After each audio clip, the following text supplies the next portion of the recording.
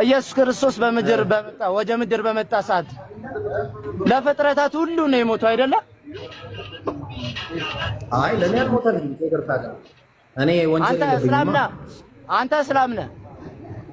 አረ ባይብል ላይ ራሱ ለማንም እንዳልሞተ ይናገራል። አሳየህ? አዎ አሳይ።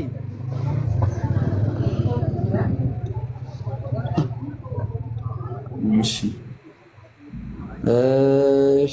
ሕዝቅኤል 18 እግዚአብሔር ምን ይላል መሰለህ መጽሐፍ ላይ ሲናገር እናንተ ግን ልጅ አባቱን ኃጢአት ስለምን አይሸከምም ትላላችሁ አለ። በደንብ አዳምጠኝ። ልጅ ፍርድንና ቅን ነገር ባደረገ ትእዛዝ ከእንደገና ጀምር። ይቀጥል። አዎ ቀጥይ። እናንተ ግን ልጅ አባቱን ኃጢአት ስለምን አይሸከምም ትላላችሁ? ልጅ ፍርድንና ቅንን ባደረገ ጊዜ ትእዛዜን ሁሉ በጠበቀና ባደረገ ጊዜ ፈጽሞ በሕይወት ይኖራል አለ። እሺ ኃጢአት የምትሰራ ነፍስ እሷ ትሞታለች። ኦኬ ልጅ የአባቱን ኃጢአት አይሸከምም። እኛ ልጆች ነን።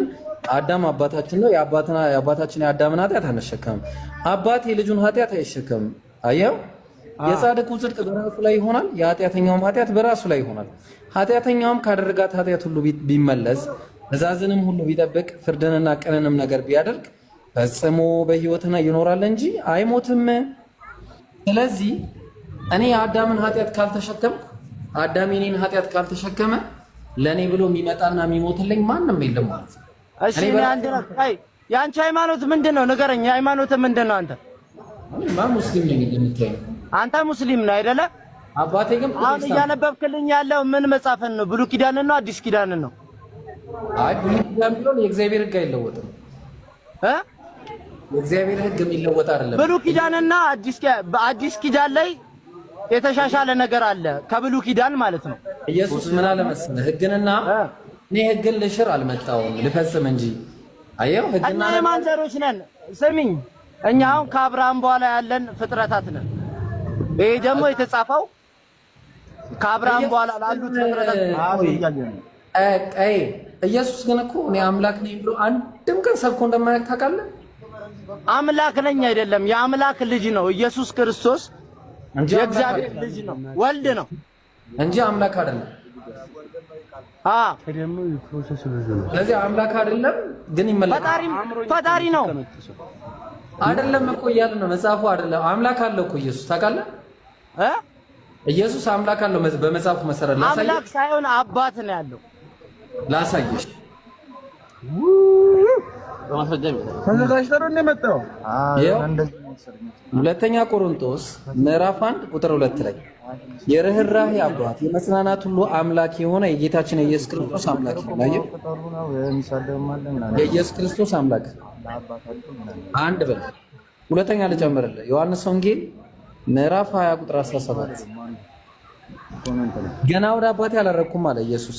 ነገር ግን ወደ ወንድሞቼ ሄደሽ እኔ ወደ አባቴና ወደ አባታችሁ የእናንተ አባት የኔ አባት ነው አለ። ወደ አምላኬና ወደ አምላካችሁ የእናንተ አምላክ የኔ አምላክ ነው። አየህ አደርጋለሁ ብለሽ ንገሪያችን። ስለዚህ ኢየሱስ አምላኩም አባቱም የነሱ አምላክ የነሱ አባት ነው። ምን ትላለህ? አሁን እኔ ኢያሱ ነው ስሜ።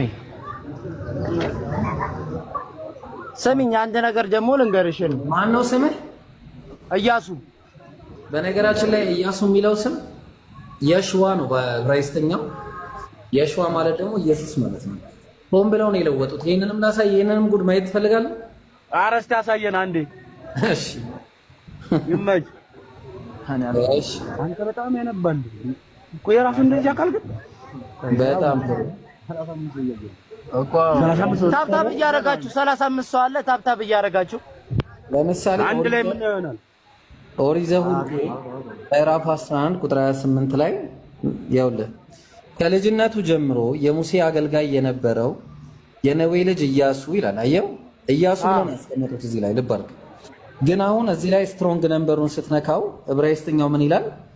ልብ አድርግ። ሰን ኦፍ ኑን አለና ዘ ሰርቫንት ኦፍ እሺ የታለ ሙሴ የታለ? ቆይ ጆሹዋ የሚለው ያው ኤንድ ጆሹዋ አለ። አየው ጆሹዋ የሚለውን ስትነካው የሽዋ ነው የሚለው። አየው የሽዋ የሽዋ።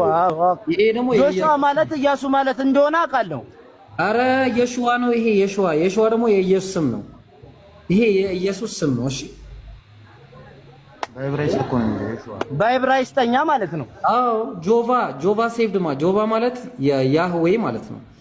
ያህዌ አዳኝ ነው ማለት ነው። እግዚአብሔር አዳኝ ነው። ይሄ ደግሞ የኢየሱስ ስም ነው። ያው ስለዚህ አንደኛውን ነገር አወቅነው። አሁን ኢያሱ ብሎ ሰው የኢየሱስን ስም እንዳትጠቀሙ አውቀው ሸወዷችሁ እንጂ ኢያሱ የሚል ስም የለም። ኢያሱ ሳይሆን ኢየሱስ ነው ትክክለኛ ስም። አንተ ኢያሱ የሚል ስም የለም አልከኝ አይደለ እኮ? ኢያሱ ነው ትክክለኛው፣ ኢያሱ አይደለም።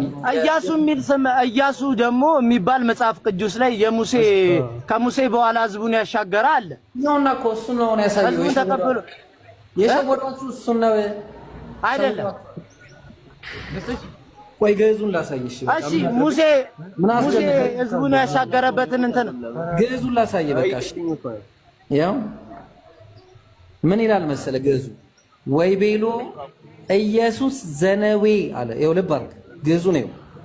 ወይ ቤሎ ኢየሱስ ዘነዌ ዘይቀውም ቅድሜሁ ለሙሴ ዘውእቱ ምናምን እያለ የሙሴ አገልጋይ የነበረው የነዌ ልጅ ኢየሱስ ነው የሚለው እንጂ ኢያሱ አይደለም።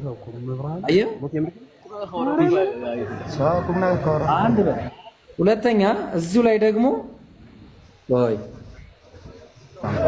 ሌላ አሁን ይሄንን ካየህ እንግዲህ አንድ እና በመጀመሪያ ቅድም ወዳየነው ነገር ከመመለሴ በፊት አምላክ ከአንድ አምላክ ውጭ አለ ብለህ ታምናለህ? ቀይ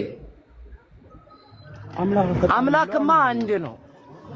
እኔ አንድ አምላክ እንዳለ አምናለሁ። አንድም ሶስትም ነው ብለህ ታምናለህ? እሺ አንድም ሶስትም ነው ብዬ አምላክማስ አንድ ነው። አንድም ሶስትም ነው ብለህ ታምናለህ?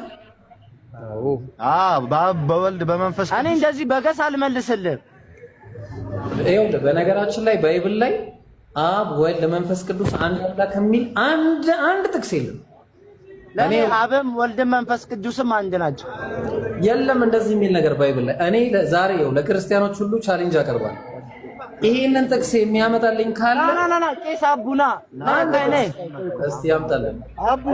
ቄስ አቡ ነይ ከኛ ትንሽ የተሻለ ደግሞ ላቅርብልህ። እሺ ና በል አቡ ሄደ ተሽኮረመመ።